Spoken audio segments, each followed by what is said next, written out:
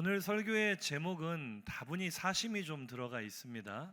오늘 설교는요, 생략합니다 하면 참 좋겠습니다. 생략은 불필요한 것을 빼거나 줄이는 걸 생략이라고 하죠.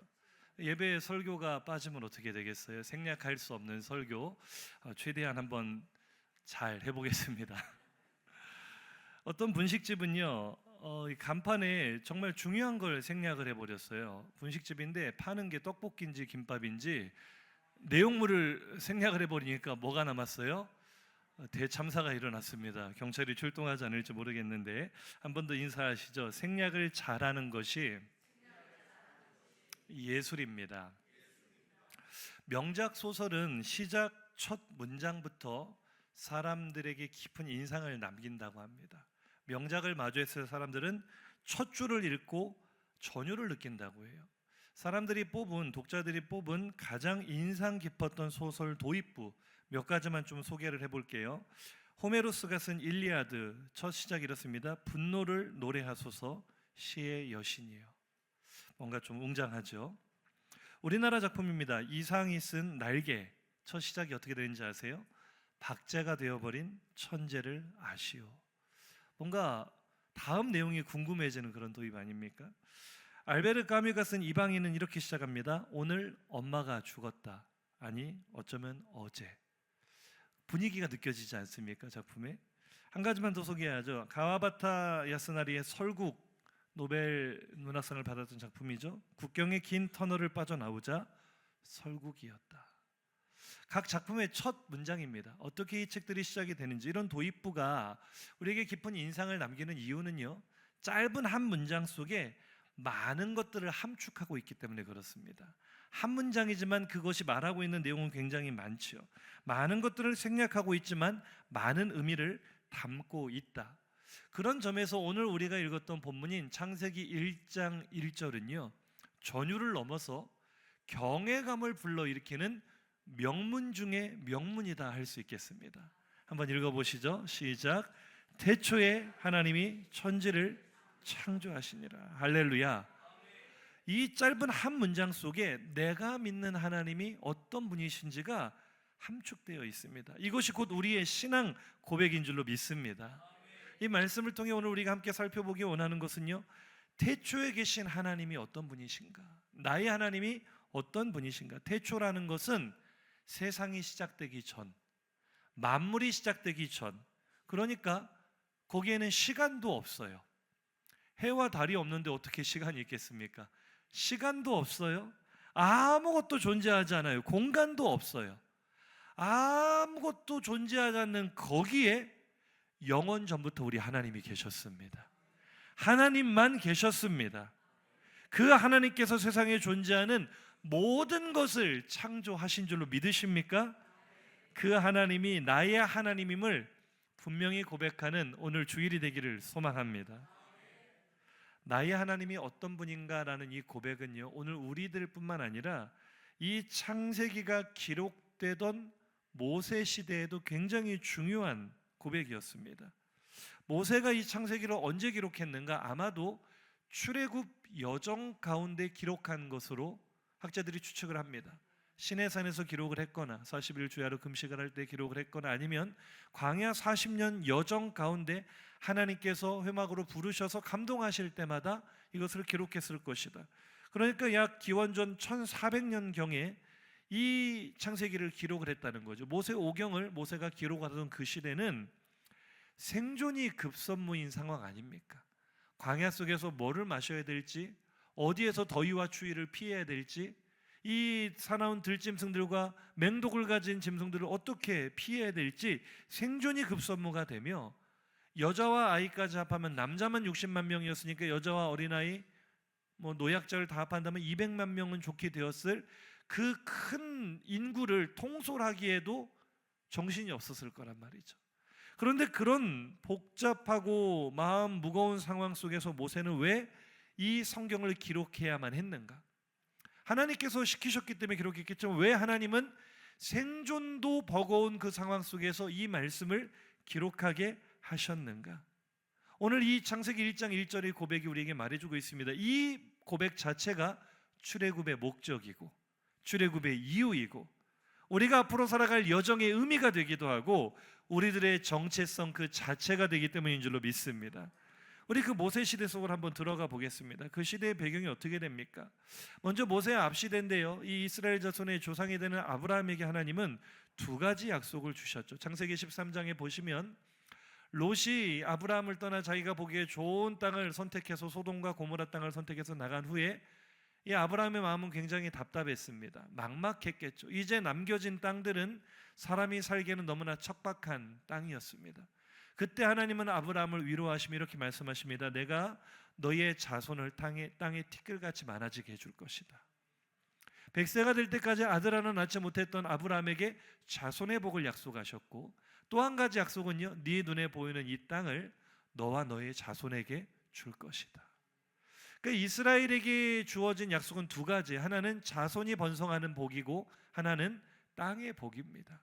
이 두 가지 약속을 가지고 하나님은 아브라함 100세 이삭을 주셨고 이삭에게 야곱을 주셨고 야곱의 12아들로부터 이제 이 이스라엘 민족이 출발을 하게 되는 것이죠. 그래서 이게 모세 시대까지 왔을 때 출애굽 당시 남자 장정만 60만 명이었기 때문에 땅에 티끌같이 너의 자손이 많아지리라는 자손의 복은 성취된 것처럼 보입니다. 자, 그럼 그 시대 땅의 약속은 어떻게 됐습니까? 부도도 이런 부도가 없어요.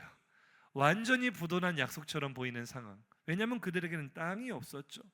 남의 땅에 더부살이가 아니라 종살이를 하고 있었습니다. 모세 시대의 상황은 출애굽기 2장 23절에 이스라엘 자손이 고된 노동으로 하나님께 고통 속에 부르짖는 장면이 나옵니다.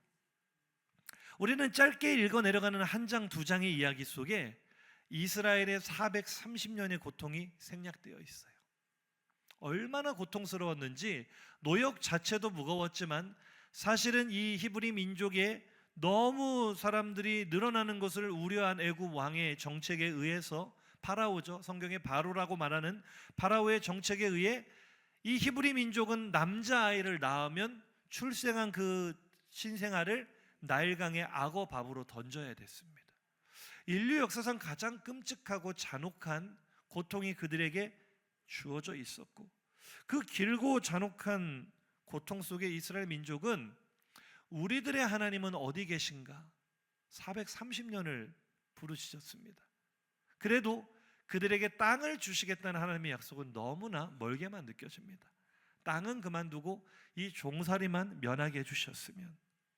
더구나 이 시대 속으로 우리가 좀 더 깊이 들어가 본다면요, 고대 사회의 주체는, 국가의 주체는, 오늘날은 국가의 주체가 국민이지만 고대 사회는 국가의 주체가 신이었습니다. 모든 일들이 신의 이름으로 행해졌고 그 중에 가장 중요한 국가의 대사는 전쟁이었죠. 전쟁은 신들의 이름을 가지고 나가 싸우는 신의 전쟁, 대리전쟁이었습니다. 그러니까 국가 간 우열을 나누는 이 전쟁의 결과를 통해 어떤 신이 진짜 강한 신인가가 드러나는 거죠. 이스라엘은 애굽의 종살이 제일 하층 피지배 민족이 되었습니다. 그러면 애굽의 태양신 라가 힘있고 강한 최상위의 신이고 히브리 민족의 신 여호와는 제일 밑바닥의 무능한 신. 이것이 당대 사람들의 인식이었습니다. 우리의 신은 약하기 때문에, 우리의 신은 무능하기 때문에 우리가 저 강한 신들의 민족인 애굽 사람들을 섬기는 것이다. 이것이 그 사회의 통념이었죠. 하나님이 이스라엘 민족의 눈에, 또 애굽 사람들의 눈에 얼마나 무능해 보이겠습니까? 자기 민족, 자기 백성이 400년이 넘도록 다른 민족을 섬기고 있는데 그들을 건져낼 힘이 없는 무능한 신. 자기들의 아이를, 막 태어난 아이를 나일강의 악어 밥으로 던지는데도 그 고통에서 건져주지 못하는 무능한 신. 그들의 눈에 여호와 하나님은 애굽의 수많은 신들 가운데, 애굽은 신이 하나가 아니에요. 다신교 사회였습니다. 엄청나게 많은 신들 가운데 여호와 하나님은 제일 밑바닥에 있는 서열이 가장 낮은 신으로 여겨졌다는 거죠. 우리의 고통을 들어도 움직일 수 없는 신. 그런데 하나님께서 그들의 고통을 오래 참고 들으시다가 때가 되자 이제 그들을 출애굽시키실 때 어떤 사건을 통해 출애굽시키십니까? 애굽에 10가지 재앙을 내리시죠. 이게 단순한 천재지변이나 이상현상이 아닙니다. 이것은 신들의 전쟁이었습니다. 당시 세계를 지배하던 애굽 사회를 강타한 누가 진짜 신인지 한번 보자라는 하나님의 선언이었습니다. 그래서 출애굽기 7장 4절 이하를 보시면 내가 내 손을 애굽에 뻗쳐 여러 큰 심판을 내리겠다. 그때 애굽 사람이 내가 여호와인 줄, 내가 유일한 신인 줄을 알게 될 것이다 라고 했을 때 10가지 재앙이 뭡니까? 첫 번째 재앙, 나일강이 피로 변하죠. 나일강으로부터 9번째 재앙, 흑암, 태양이 빛을 잃어버립니다. 나일강으로부터 태양에 이르는 그 다음 마지막 10번째 재앙, 파라오의 아들. 이 모든 것들이 당시 애굽 사회가 신으로 숭배하던 것들입니다. 나일강, 개구리, 메뚜기, 가축들 다 이 신으로 숭배하던 다산의 신, 풍요의 신, 하나님께서 그것들을 하나씩 하나씩 꺾으시는 거예요. 누가 진짜 신이냐? 애굽의 10가지 재앙은 신들의 전쟁이었다는 것을 기억하시기 바랍니다. 그래서 애굽 사람들이 놀라지 않습니까? 여호와라는 신은 피지배 민족, 히브리 민족의 신이고 힘이 없는 무능한 신이기에 우리가 저들을 종으로 부리고 있다라고 생각했는데 알고 보니 그 신이 우리의 태양신보다 더 강한 신이었어요. 우리의 신의 목숨을 빼앗아갈 수 있는 능력 있는 신이었어요. 그래서 애굽이 두 손 들고 항복한 것이 출애굽 사건입니다. 저희의 신이 우리의 신보다 강하다. 그래서 놓아줄 수밖에 없었던 거죠. 그렇게 출애굽을 했을 때 출애굽의 결론이 무엇입니까? 이 출애굽 시대의 마지막 모세의 유언이자 하나님 주신 말씀인 신명기에서 모세는 앞으로 이스라엘 자손이 대대로 암송할 말씀 쉐마 이스라엘을 선포할 때 이렇게 말합니다. 신명기 6장 4절입니다. 함께 읽습니다. 이스라엘아 들으라, 우리 하나님 여호와는 오직 유일한 여호와신. 할렐루야. 이것이 출애굽의 시작이자 마지막이었어요. 우리 하나님만이 유일하시다. 하나님만이 신이시다. 이것을 자손 대대로 암송하라 했습니다. 들으라 이스라엘, 쉐마 이스라엘. 무엇을 들어야 됩니까? 첫 번째 들어야 될 진리의 말씀은 우리 하나님은 유일한 하나님이시다. 비교할 분이 없는 유일한 하나님이시다. 그런데 모세는 자기가 죽을 때까지 이스라엘 백성을 이렇게 가르쳤음에도 불구하고 출애굽 당시부터 이스라엘 백성의 생각은 달랐어요. 하나님을 유일한 하나님으로 인정하지 못했어요. 비록 10가지 재앙을 통해 출애굽하는 은혜를 입었지만 400년이 넘도록 애굽의 신들에 짓눌려왔던 그들의 생각은 쉽게 바뀌지 않았습니다. 출애굽해보니 그들의 눈앞에 펼쳐지는 건 광야였고 홍해바다였습니다.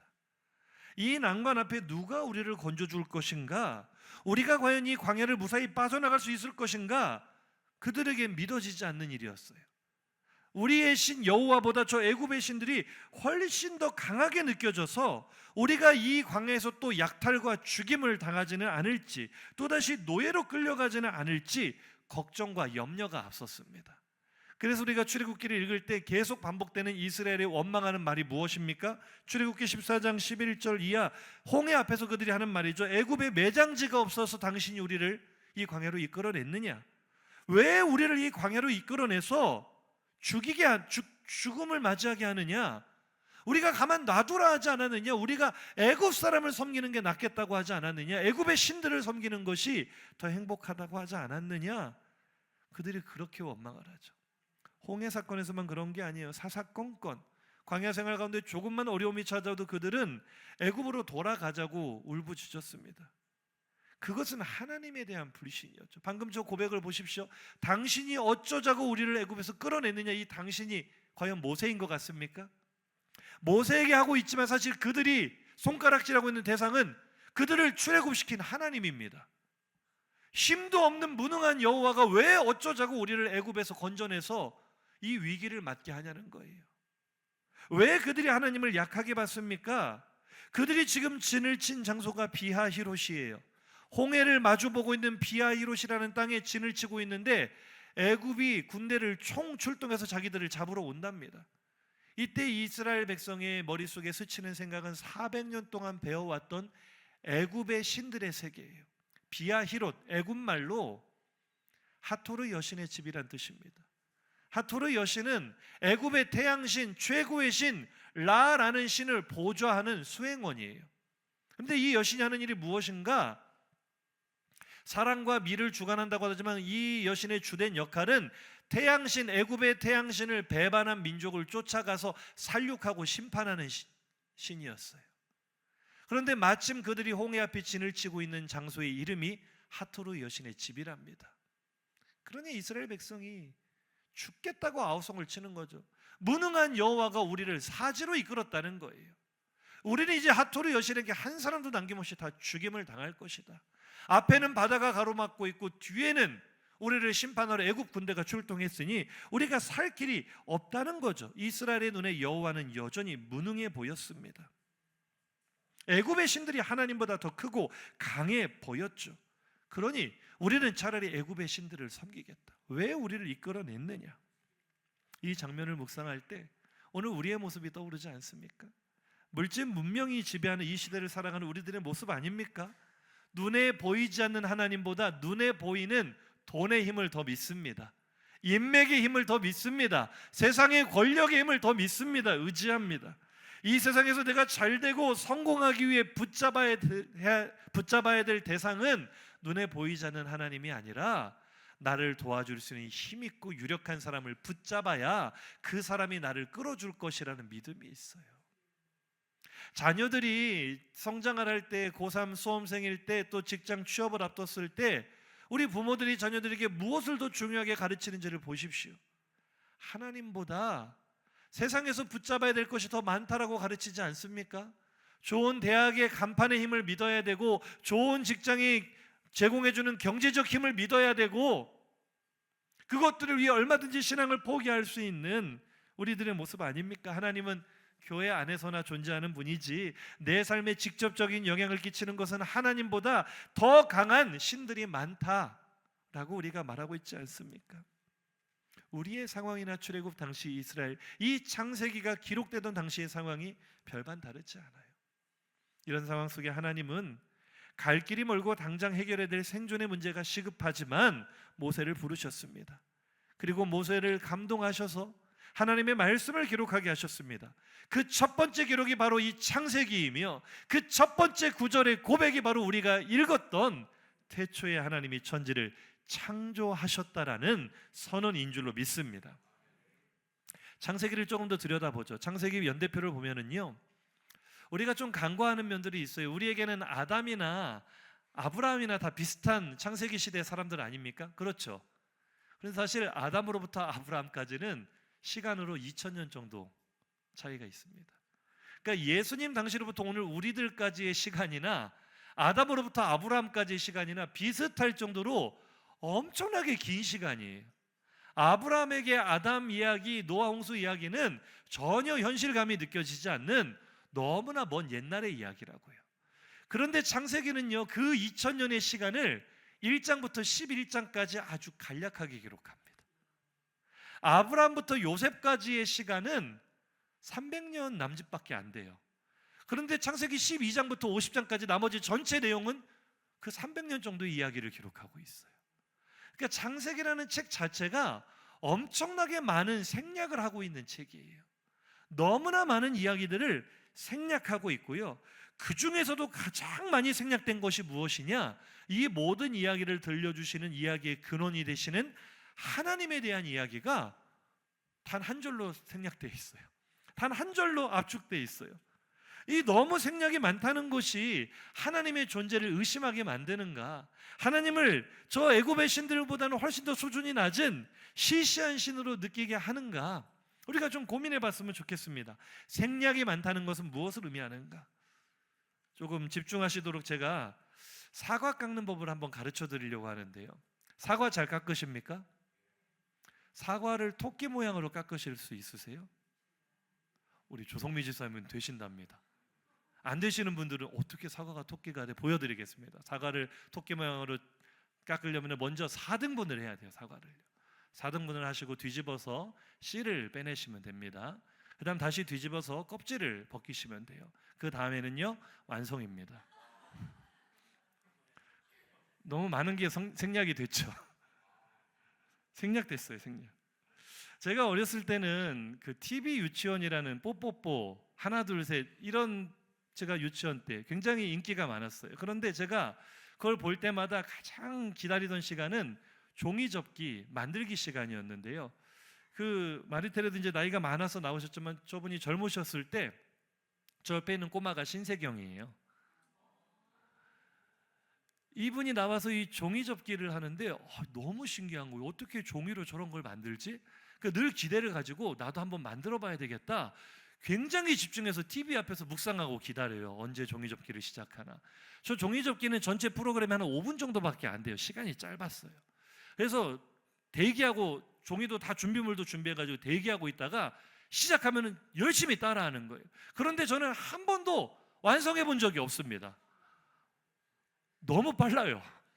아니 뭘 접으라고 하더니 자 여러분 다 됐죠? 저는 이미 준비해 왔어. 이렇게 넘어가 버리니까 생략이 많으니까 따라할 수 있어요, 없어요?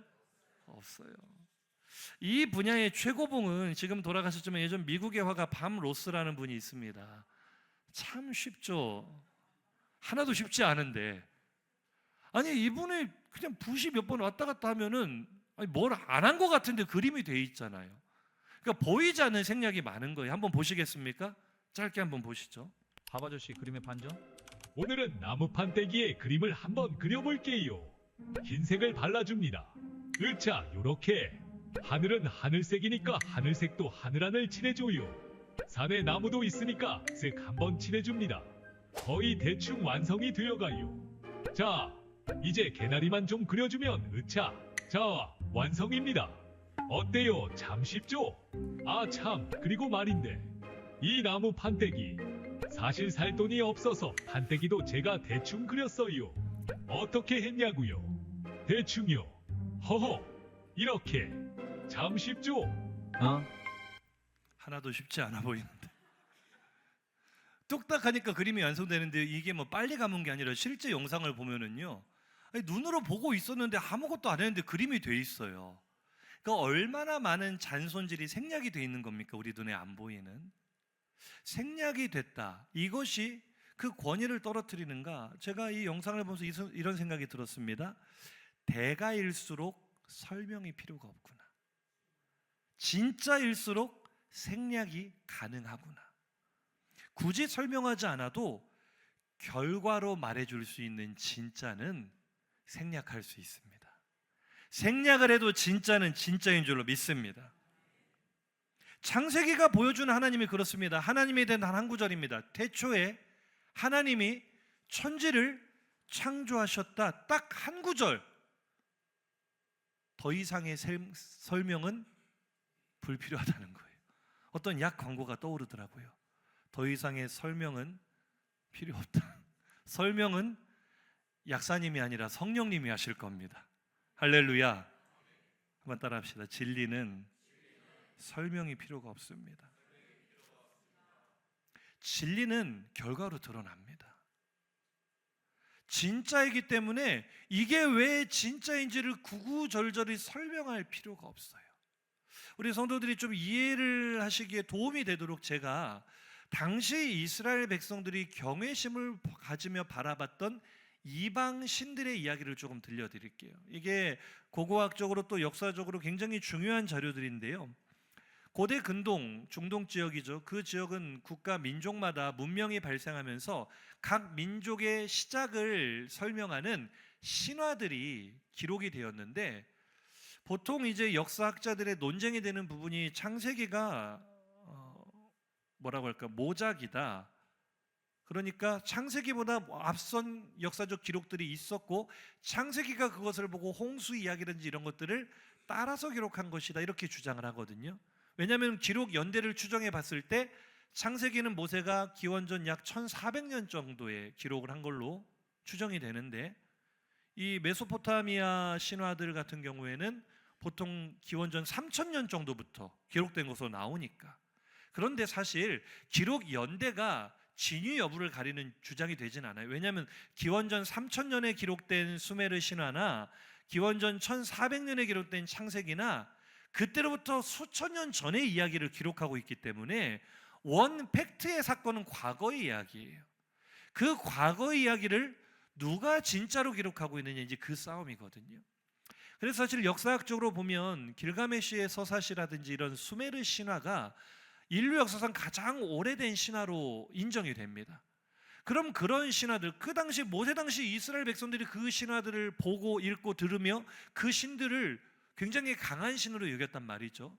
그 신들의 기원에 대해 신화들이 뭐라고 말하고 있는가? 첫 번째는 가장 오래된 수메르 신화에 길가메시 서사시만 있는 것이 아니라 인간 창조 이야기가 있습니다. 약 기원전 3000년경에 기록된 것으로 알려진 이 시작이 어떻게 되는지 제가 읽어드릴게요. 옛날에 낮이 하늘과 땅에서 생겨난 후에, 옛 밤에 밤이 하늘과 땅에서 생겨난 후에, 옛적에 해의 운명이 결정된 후에, 아눈나키 신들이 태어난 후에. 자, 이게 인류가 최초로 기록했다는 신들의 기원을 담고 있는 수메르 신화의 일부거든요. 메소포타미아 지역의 신화의 일부. 그런데 특징이 하나 있습니다. 인간이 만들어낸 신은 인간의 상상력의 한계를 넘어가지 못해요. 무슨 얘기냐면 이제부터 보여드리는 모든 신화의 특징을 보시면은 신들이 있기 전에, 신이 있기 전에 물질이 먼저 있습니다. 수메르 신화 보세요. 뭐가 먼저 있어요? 하늘과 땅이 먼저 있죠. 신보다 먼저 하늘이 있고 땅이 있어요. 낮이 있고 밤이 있어요. 신들보다 먼저 물질이 있고 거기서 신들이 나왔다. 자, 이스라엘 백성들이 가장 많은 영향을 받았을 이집트 창조 신화를 한번 봅시다. 기원전 2500년경에 기록된 것으로 알려진 이집트 창조 신화에는 이렇게 기록되어 있습니다. 태초에는 오직 혼돈만이 있을 뿐이었다. 이 혼돈은 나일강의 어두운 물로 구체화되며 이를 눈이라 일렀다. 눈에서 벤벤이라 불리는 언덕이 솟아 올랐고 이 언덕 위에서 최초의 신 아툼이 탄생하였다. 이게 모세 당시 이스라엘 민족을 지배하고 있었던 그 당시에 가장 힘이 센 애굽이란 나라의 신화예요. 혼돈 가운데 어두운 물이 먼저 있었고 나일강에 물이 최초에 있었고 그 물로부터 언덕이 솟아올랐고 신은 그 나중에 생겼다는 거예요. 물질이 있고 물질로부터 신이 탄생하였다. 이게 그 시대의 신관이고 신화였습니다. 한 가지만 더 보죠. 바빌로니아 창조 신화인 똑같이 메소포타미아 지역이지만 에누바 엘리시 기원전 1800년에 기록된 작품입니다. 위에 하늘이 이름 지어지지 않았고 밑에 마른 땅이 이름으로 불려지지 않았는데 처음으로 그들의 아버지 지하수와 그들의 모두를 낳을 모체 바다는 자기네들의 물을 하나로 섞고 있었다. 그때 어떤 신들도 나타나지 않아서 이름으로 불려지지 않았고 운명도 정해지지 않았다. 그리고 신들이 그 속에서 생겨났다. 이것이 모세와 거의 동시대에 그들에게 알려진 강력한 신들의 기원을 말하고 있는 신화들입니다. 역사적 기록물들입니다. 특징이 뭐죠? 물이 먼저 있었어요. 물 속에서 신이 나타났어요. 물질이 있고 물질에서부터 무언가 신이 기원하였다. 이것이 가짜라는 증거입니다.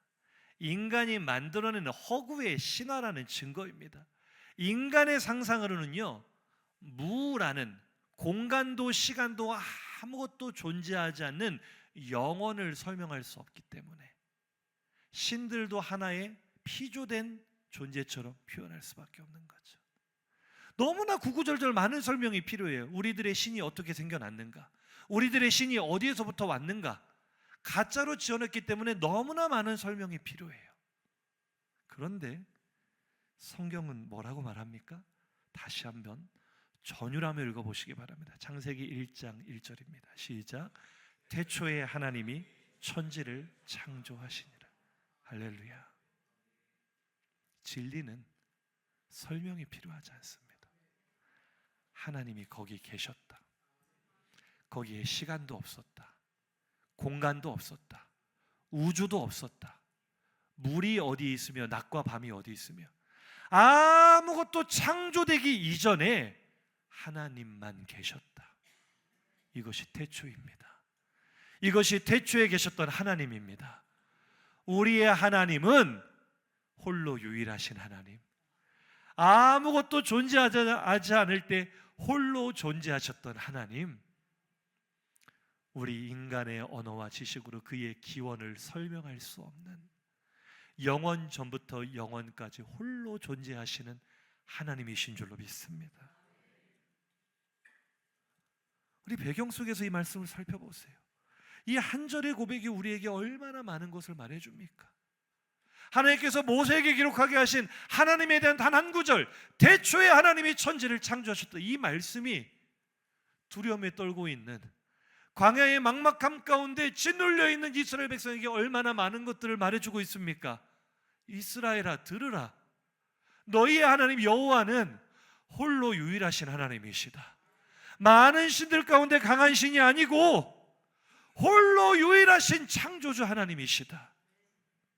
두려워할 필요 없다고 말해주는 거 아닙니까? 너희들은 왜 사람들이 만들어낸 가짜 신인 애굽의 신들을 두려워하느냐? 너희들은 왜 사람들의 상상 속에 끄집어낸 바벨론의 신들을 두려워하느냐? 그 모든 신들은 가짜요. 창조 이후에 생겨났다고 사람들이 지어낸 허상일 뿐이지만 너희를 애굽에서 인도해내신 하나님 여호와, 애굽의 신들을 다 무너뜨리신 하나님 여호와는 홀로 유일하신 하나님이시다. 오늘 이 음성이 우리의 심령에 들려오기를 주의 이름으로 축복합니다. 이사야 45장 18절입니다. 시작. 대저 여호와께서 이같이 말씀하시되 하늘을 창조하시니 그는 하나님이시니 그가 땅을 지으시고 그것을 만드셨으며 그것을 견고하게 하시되 혼돈하게 창조하지 아니하시고 사람이 거주하게 그것을 지으셨으니 나는 여호와라. 나 외에 다른 이가 없느니라. 할렐루야. 혼돈 가운데 질서를 부여하신 분은 오직 우리 하나님이십니다. 질서를 부여하신 곳을 충만하게 채우신 분도 오직 우리 하나님이십니다. 세상에 어떤 신화도 이런 이야기를 해주지 않아요. 누가 혼돈을 창조하셨고 누가 혼돈의 질서를 부여하셨으며 누가 질서가 잡힌 그곳을 충만하게 채우셨는가 말해주는 진리는 오직 성경뿐입니다. 진짜이기 때문입니다. 무슨 설명이 필요합니까? 사랑하는 성도님들, 창조 과학이라는 것도요, 우리에게 약간의 도움은 줄 수 있지만 너무 맹신하지 마세요. 인간과 공룡이 공존했다든지 지구의 역사가 6,000년밖에 되지 않는다든지, 물론 저는 개인적으로 그것을 받아들이고는 있지만 과학적으로 우리가 성경을 해석할 여지는 굉장히 많습니다. 히브리어 저녁이 되고 아침에 되는 이는 첫째 날이더라 할 때 날, 욤이라는 단어는 24시간의 하루만을 뜻하지 않아요. 굉장히 긴 빙하기라는 한 시대도 욤 속에 들어갈 수 있기 때문에 우리가 섣불리 지구의 역사를 6,000년 이렇게 말하는 우를 범한다면 우리는 세상 사람들과 대화 자체가 단절이 될 겁니다. 정확하게 말씀드립니다. 우리는 창조과학이 왜 제가 좀 조심하시라고 하냐면은 성경에 말하고 있지 않는 것들을 너무나 많이 주장하고 있어요. 자기들의 주장을 정당화하기 위해 성경을 이용한다라는 인상이 들 정도예요. 저는 복잡하게 생각하지 않습니다. 저를 따라서 고백해 보시겠습니까? 우리는 창조과학을 믿지 않습니다. 우리는 하나님의 창조를 믿습니다. 할렐루야. 하나님이 창조하셨다는데 뭐가 구구절절히 말이 필요합니까? 무슨 부연 설명이 그렇게 많이 필요해요? 우리 하나님은 유일하신 하나님이신데, 영원 전부터 존재하셔서 말씀으로 천지 만물을 창조하시는 전능하신 하나님께 왜 하나님을 자꾸 우리 인간의 수준으로 끌어내려서 자꾸 하나님을 변호하려고 해요? 왜 자꾸 하나님이 가신 일들을 내가 변명하려고 그래요? 그럴 필요 없어요. 하나님의 말씀은 곧 진리이고 우리는 그분이 세상을 창조하셨음을 믿습니다. 한마디면 충분한 거예요. 한번 따라합시다. 생략되어 있어도 진리는 진리입니다. 믿으시면 아멘 하시기 바랍니다. 그 단 한 절에 생략된 말씀, 함축된 말씀, 태초에 하나님이 천지를 창조하셨다, 이 말씀 속에 너무나 많은 진리가 함축되어 있고 바로 그 말씀 속에 살아계신 하나님이 계신 줄로 믿습니다. 생략되어 있는 거 한 가지만 더 소개하고 마칠게요. 다시 한번 창세기 1장 1절이요. 화면 보시고 시작. 태초에 하나님이 천지를 창조하시니라. 할렐루야. 뭐가 생략되어 있는지 말씀드릴까요? 태초에 하나님 벨레시트 바라 할 때, 바라 엘로임 할 때 하나님을 엘로힘이라고 썼는데, 엘로힘은 복수 형태의 명사입니다. 엘로힘, 복수로 썼어요, 하나님을. 우리 성경에는 하나님이라고 했지만 히브리어 원문은 복수 형태라고요. 그러면 하나님이 여러분이신가? 아니요. 그런데 창조하시니라 히브리어 바라는 단수 동사입니다. 느낌이 좀 안 오세요?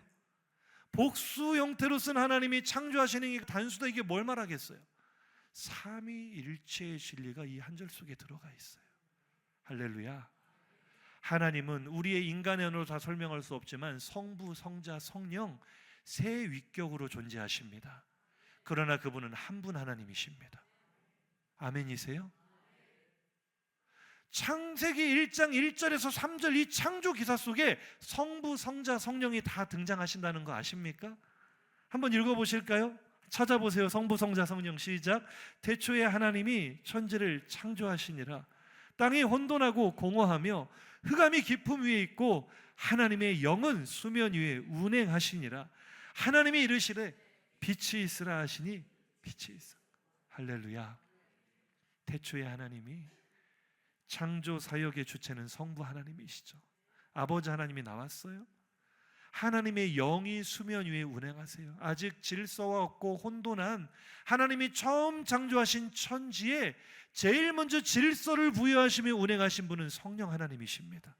발견하셨습니까? 하나님의 영이잖아요. 그럼 성자 예수님은 여기 어디 있습니까? 눈을 씻고 찾아봐도 없는데요. 자, 하나님이 이르시되 빛이 있으라 말씀으로 세상이 창조되었음을 믿으십니까? 그 말씀이 바로 창조의 근원 예수 그리스도이십니다.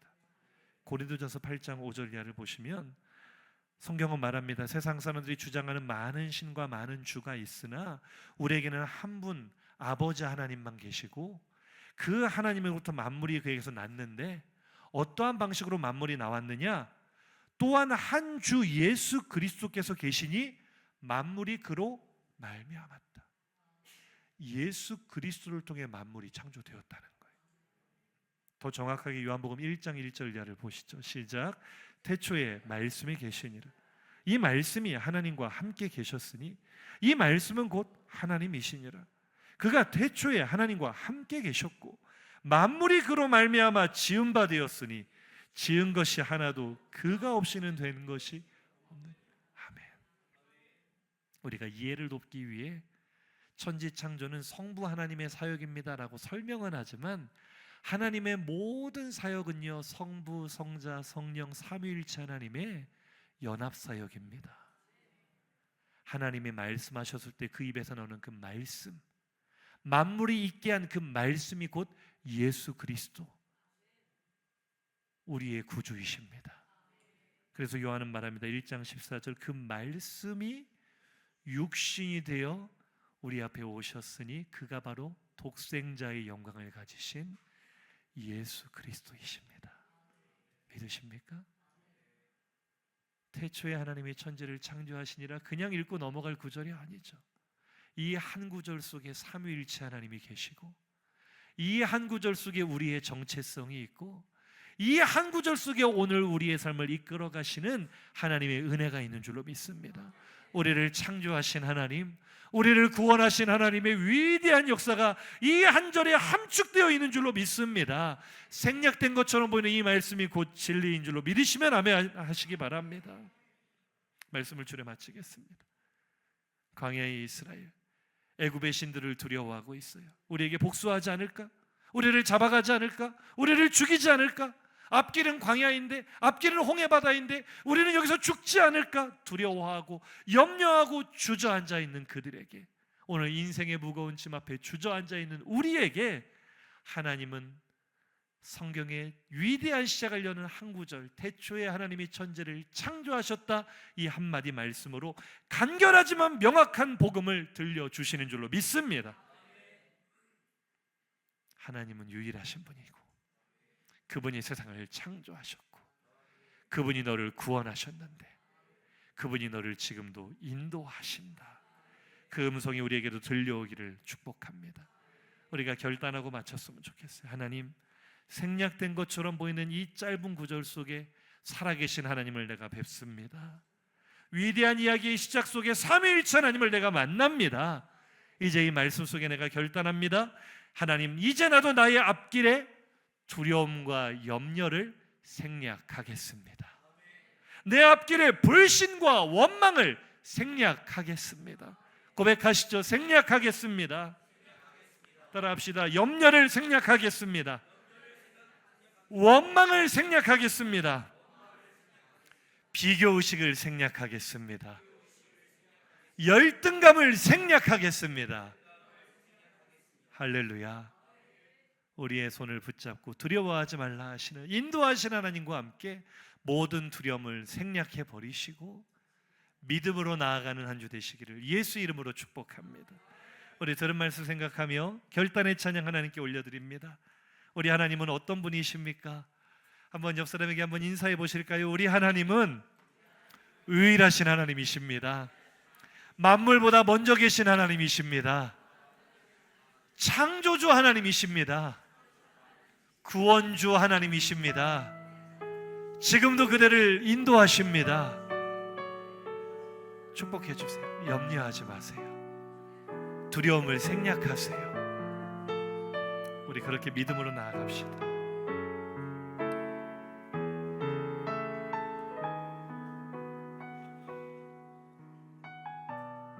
천지 만물 가운데 유일하신 하나님께서, 나의 하나님께서 이렇게 말씀하십니다. 두려워 말라, 너와 함께 함이니 놀라지 말라, 나는 내 하나님 됨이니 무서워 말라, 내가 널 도와주리니 너는 마음에 염려. 다시 한번 고백할까요?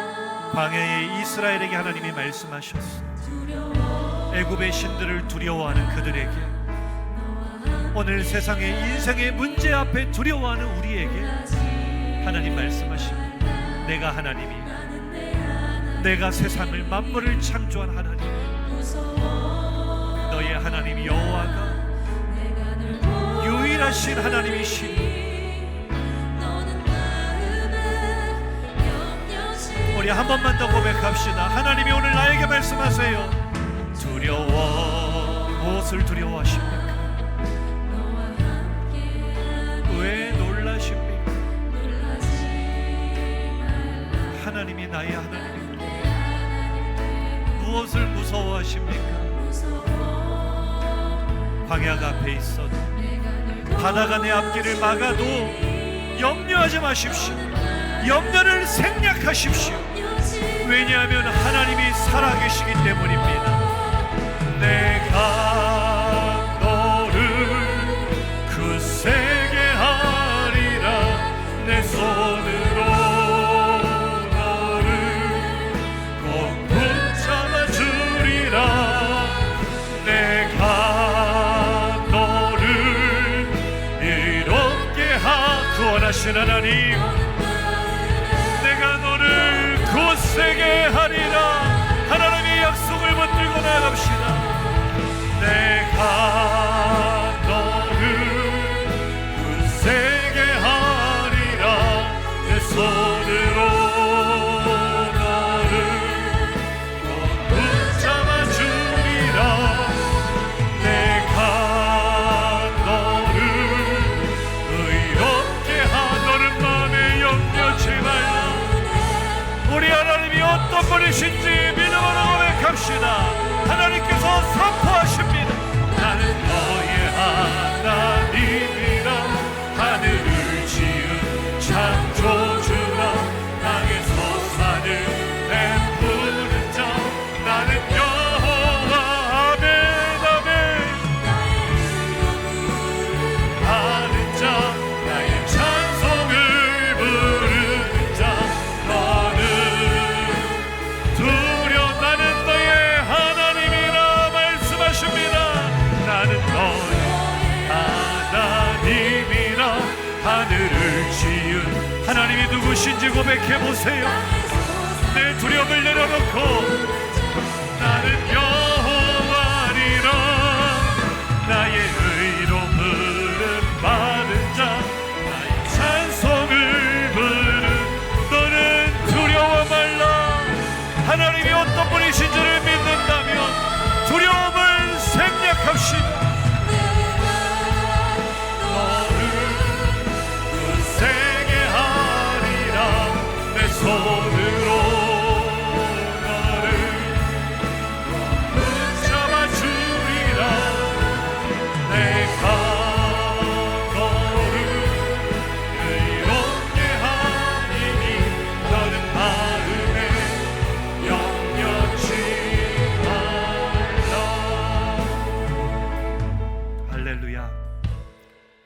통성으로 결단하며 기도하겠습니다.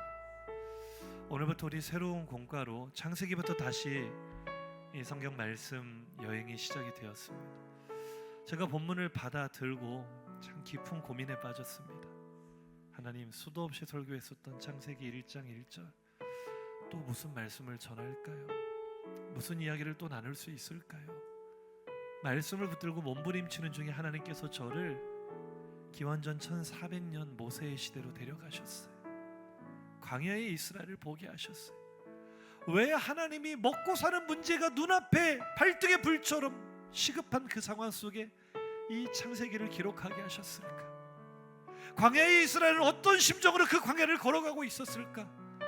그 속에 이 인생길을 걸어가는 우리의 모습을 보았습니다. 하나님, 너무 두렵습니다. 너무 염려가 많습니다.